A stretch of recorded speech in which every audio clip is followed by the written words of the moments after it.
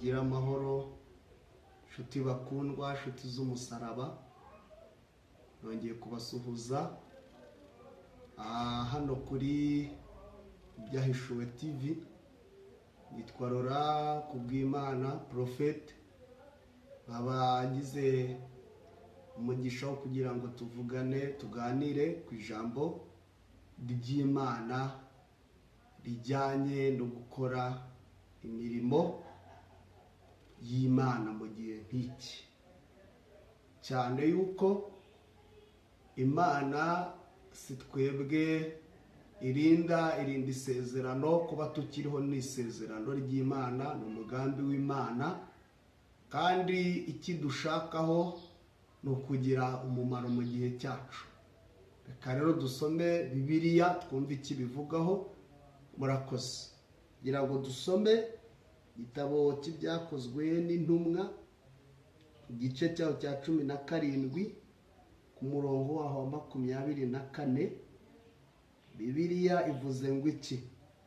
Bibiliya iravuze ngo Imana yaremye isi n'ibirimo byose, iyo kuko ariyo mwami w'ijuru n'isi, ntiba mu nsengero zubatswe n'abantu. Twongere kandi dusome ikindi gitabo, urwandiko Pawulo yandikiye Abefeso, igice cyaho cya mbere, dusome kuri 17 naho twumve icyo Bibiliya ibivugaho. Bibiliya iravuze ngo kugira ngo Imana y'umwami wacu Yesu Kristo, ariyo data wa twese w'icyubahiro, ibahe umwuka w'ubwenge no guhishurirwa bitume muyimenya. 18 haravuze ngo amaso y'imitima yanyu abone uko ahweza, mumenye ibyo mwiringizwa n'iyabahamagaye, mumenye n'ubutunzi bw'ubwiza bw'ibyo azaraga abera. Imana ibaho umugisha n'iryo jambo agira ngo tuvugeho. Ndi igihe rero Pawulo we yageraga hariya muri Atenayi, ngo abonayo ibicaniro by'Imana zari nyinshi, ariko abona igicaniro cyanditseho Imana itamenyekana.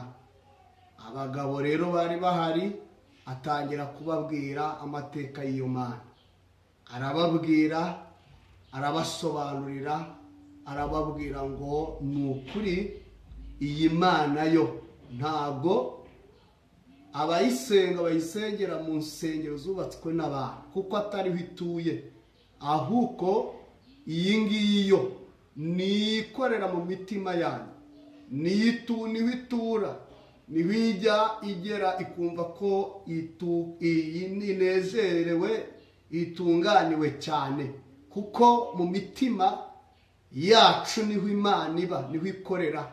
Ubutumwa duhabwa niho tubuhererwa, kandi amagambo iyivugana natwe niho tuyakirira, n'imirimo dukora aho niho ibikwa, kuko niho hizewe.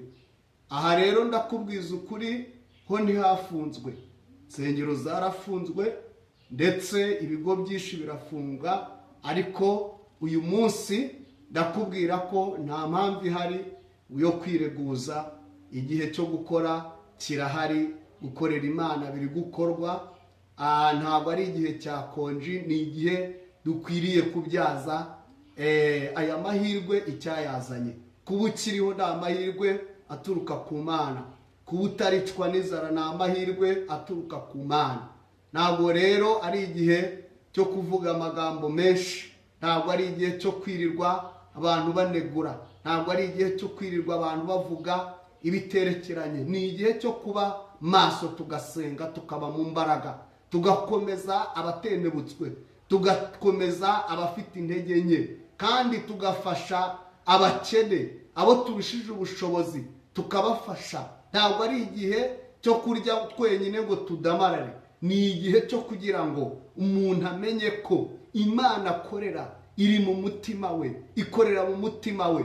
Ariko ndabibutsa ko hano mu gitabo cy'Abefeso, Pawulo we ahageze muri Efeso yababwiye icyo nakwita amagambo akomeye. Arababwira ngo rero ni igihe cyo kugira ngo mwakire umwuka w'ubwenge, kugira ngo mubashe gukorana n'Imana.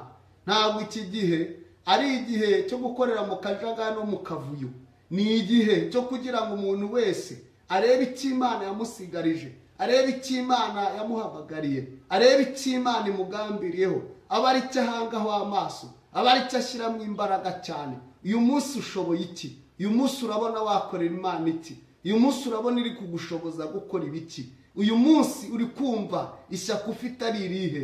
Ndagira ngo mbabwire ngo mwiheranwa n'amarira n'amaganya, ahubwo mwibuke icyo Imana yabahamagariye, dukore umurimo w'Imana, kuko ntacyo tuzireguza. Hari byinshi byakwigishije, hari ibihe byatambutse byakwigishije, ariko ibi bihe turimo ni ibihe byo kugira ngo dukore umurimo w'Imana, kuko ari iminsi ya nyuma. Ndakubwiza ukuri, hari igihe twajyaga dusoma ibitabo by'Imana by'amateka, tukumva ngo mu minsi y'imperuka umuntu azabwira intare ngo imurye, intare nirangiza imubwire ngo umva nanjye nabuze undya. Abantu bavuga ngo imisozi nibamanukira ibagweho, nibarangiza ngo imisozi basubize ngo natwe twabuze aho duhungira. Iki gihe rero ni iki? Hariho ibintu byinshi, abantu abari kwishingikiriza ku maboko akomeye ntabwo biri gukunda, abari kwishingikiriza ku bwenge ntibiri gushoboka, abari kwishingikiriza ku mafaranga ntibiri gushoboka. Kiri igihe cyo gutekereza impamvu Imana yadusigaje, tukaba mu mbaraga, tukabwira abantu ibyurutse imitima, tugakomeza abantu. Ariko nawe uri kunyumva, ndakubwiye ngo akira imbaraga, komera, shikama, rwana intambara nziza, humura, siko bizahora. Nyuma y'ubu buzima hari ubundi, nyuma y'ibi byago hari ubuzima, nyuma y'ibi bihe hari ibindi bihe. Ngaho nimwakire neza ubu butumwa, kandi mubukomeze, kandi mugire ishyaka n'inyota ryo gukorera Imana, mutishingikirije mu isengero barazifunze cyangwa se hari ibindi byahagaraye. Imana niyo yabyemeye, kandi niyo izongera igakomora, ikavuga ngo ngaho nimwongere musubire mu nsengero. Murakoze rero, mugire amahoro n'imigisha, kandi gusenga kwacu twese biraza kugira umumaro, ndabyizeye. Imana ibahe umugisha. Reka dusenge. Mwami Imana, icyubahiro n'ikibi cyawe. Uyu mwanya sengeye abera bose, sengeye igihugu, sengeye itorero. Ngaho duhe imbaraga, twigishe, duhe umwuka wera w'ubwenge, kugira ngo tubashe gutambuka muri iyi minsi. Urakoze, urakaraba, ni mu izina rikomeye rya Yesu Kristo wa Nazareti. Amena, amena, amena.